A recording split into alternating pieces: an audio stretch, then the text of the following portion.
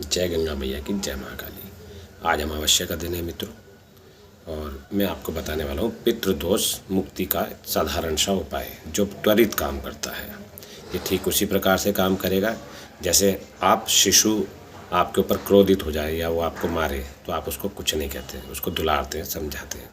लेकिन शिशु वही जैसे धीरे धीरे बड़ा हो जाए और फिर वो कटु भाषा का प्रयोग करे या आप शब्दों का प्रयोग करें तो आप उसको डांटते हैं।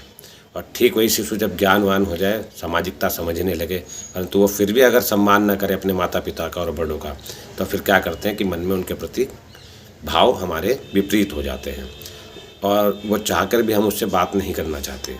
ठीक उसी प्रकार अगर उस शिशु को ज्ञान आता है, वो अपने माता पिता से, बड़ों से एक बारी कहता है कि हमें माफ़ कर दीजिए, हमसे गलती हो गई, फिर भी आप नहीं कर पाते या कोई दूसरा भी नहीं कर पाता, क्योंकि एक बारी के कहने से नहीं होता।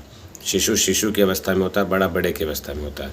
ठीक उसी प्रकार परंतु जैसे वो बार बार आग्रह करेगा, फिर अब मन मान जाता है कि नहीं, है तो हमारे घर का बच्चा ही, है तो हमारा बालक ही, चलो माफ़ कर देते हैं। ठीक उसी प्रकार से हमारा पितृदोष होता है।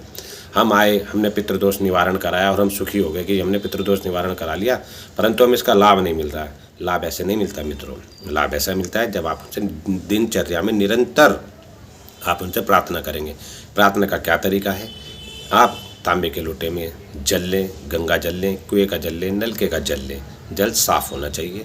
उसमें 1 चम्मच काले तिल की डालिएगा और वो अपने आसपास के पीपल के वृक्ष में या बहते हुए जल में, अगर ये दोनों चीज़ें आपके पास में हैं तो बहुत अच्छी बात है। अगर नहीं है तो साक्षात सूर्य नारायण को आप ये कहते हुए जल चढ़ाएंगे, ओम नमः पितृभ्ये नमः या मम गोत्र पितृभ्ये समर्पयामि।